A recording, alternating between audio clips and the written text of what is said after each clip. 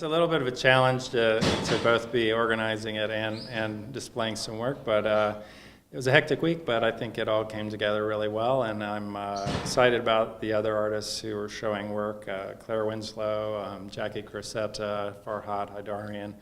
They all have really great work. The theme of the show is fluid dynamics. It's kind of a scientific term, but it also applies to a lot of the artwork in the show. These are some of the more recent works I do spontaneously. I try to choose a color theme and then build over that in a rhythmic way. Try to not plan as much and just control what's happening. And it generally works or it doesn't. So whatever works, I save, and if not, either go over or discard. I work in a wide variety of media, including acrylic paintings, hand-pulled prints, digital prints, including the piece behind me, which is a digital print on fabric, which also I incorporated embroidery into. And I did that because I wanted to add more surface texture to a digital print.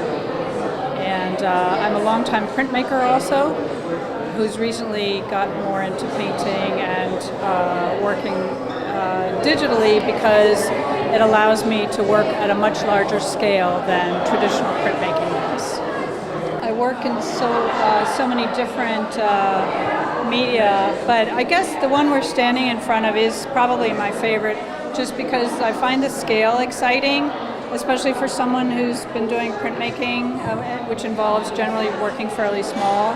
Recently, I've found that there's so many limitations to that, so I find it exciting to be able to see a piece come back to me that's this large, and then hang it up on my wall and start to embroider or sew or otherwise work with it. So this is new for me to work at such a large scale, and I intend to do more of that because it's kind of gives me an energy boost. It's exciting. So the piece that I've created for the suspended space within the Atrium Gallery is called Leap, and it's a site-specific installation about the creative process. Each one of the components has something to do with one aspect or another of the creative process, whether it has to do with persistence or cultivating ideas, and even protecting ideas, intellectual property versus the opposite of open source and sharing your ideas. Who owns the ideas? One of the components that has to do with changing perspective, the importance of play and of looking at a problem from a different angle. Well, I'm working on 3 different series, or I'm showing work from 3 different series. One of them is melted vinyl. I take old records and I put them in the oven for a few minutes and they go sort of floppy. And then you can sculpt them into sort of different shapes, and then I use a lot of different layers of spray paint and put sort of different found objects in them. They're kind of about ideas of nostalgia, how records are making a comeback, and also sort of these old toys and how we remember things from the past almost differently than when we lived them. And then I've got another series of work called Ghosts in the Machine. And it uses old circuit boards, about 100-year-old metal photos called tintypes. And the idea behind it is sort of this dehumanizing obsession that we have with personal technology, with our phones, and how we just walk around like this all day and don't interact with people, don't really live in the moment. And so I use the tintypes sort of to represent our humanity, and then they're usually inside of a circuit board with the idea that we're kind of trapped within this sort of digital world that we've created. You spread the canvas on the ground, on the floor, work on the floor, and then just go around it. I've done dripping and smudging, and then stretch it over stretcher bars. I may start with collaging some drawings, prints, paintings, and other drawn or painted marks. I might scan some pieces of those and then collage them in Photoshop. And so I'll start with a base in Photoshop and then continue to add more layers. And I make sure I work at a very high resolution, and that's how I can have this printed so big. I think it had to be something like at least 10,000 pixels wide. So my trusty old laptop was chugging along, having a hard time, but it made it. And I was able to send some very large files to the printer. I think that for me, one of the challenges, I knew that I wanted to work with something very lightweight so that it could be hung from wires.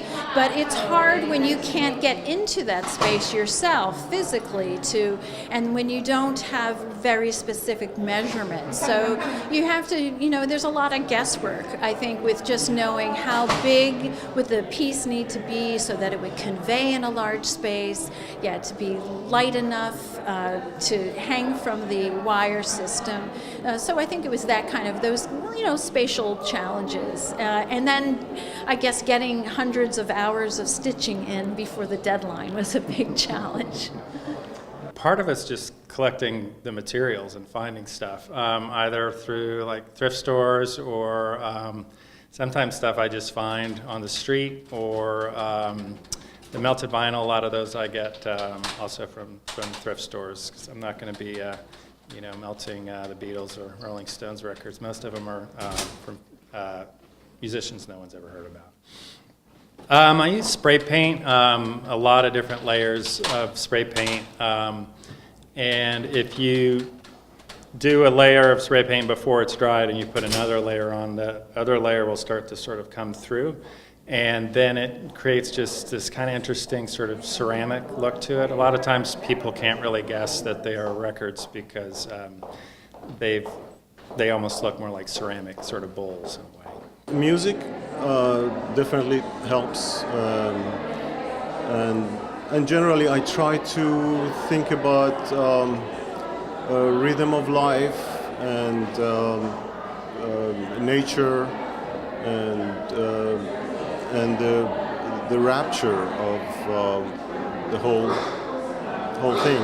Oftentimes I will notice unconsciously the change in season through the windows of my studio. I'm fortunate to have very large windows, and I observe changes in light, changes in season, objects that fall onto the ground, and branches and things that are in the window. And I think those subconsciously get into my brain. I'm very interested in texture, in organic shapes, and nature as a source of subject matter.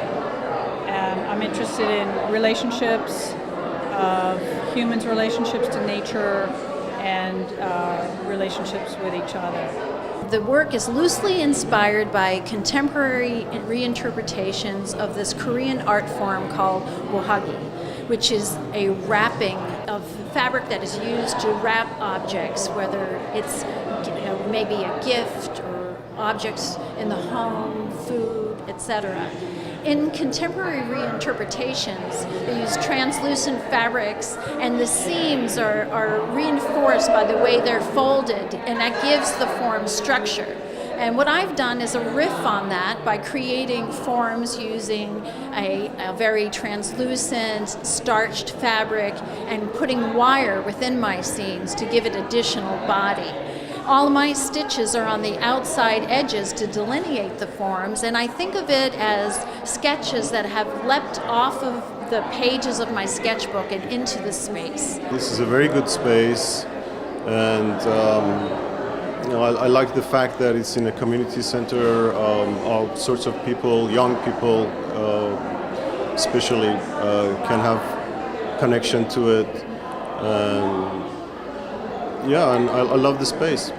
This is great. I love group exhibitions. I always enjoy meeting and working with other artists. It gives me a chance to meet new artists, and we all complement each other, and we all have something to say, and I learn a lot from other artists' work. from seeing them. For example, Jacqui, who made the sculpture here, she had sent me a photo of one of her pieces about 6 months ago, and in response I created the middle piece with the blue because I wanted to echo some of her white transparency. So that's what I mean about the engagement and sharing of ideas that happens in a group show like this. I'm just delighted to be here, and I love the size of the space, and I love the energy, and we've got quite a good crowd here today, so I'm very happy. This is fantastic. First of all, I'm so grateful to Shanti Chandrasekhar and also to Brendan, who helped not only with the installation, but gave me the opportunity to create an experimental work for this space. This space is an exciting space to create for because you can do something experimental, and it's those types of experiences that take you around the corner in your own creative work and bring you to new dimensions, new ways of working, new methods, and it just informs your work just by the very experience. And then the connection of having people come out from the community, meeting new people, giving their response to your work, and collaborating in a way with the other artists showing in the within the group. It's a wonderful experience. I'm really grateful. We're actually looking for artists to participate in shows next year. And the deadline is June 4th, and you can apply. You can look on the city's website. It's at takomaparkmd.gov/arts, and the online application form's available there. Artists don't have to be city residents, and there's no charge to apply. And so we're looking for pretty much anyone who works in visual arts. And then for other upcoming events, you can also go to takomaparkmd.gov/arts or to the city's Facebook page under the events. And then we have all our other events, not just art exhibitions, but film screenings, lectures, all kinds of fun stuff. So you guys should come out.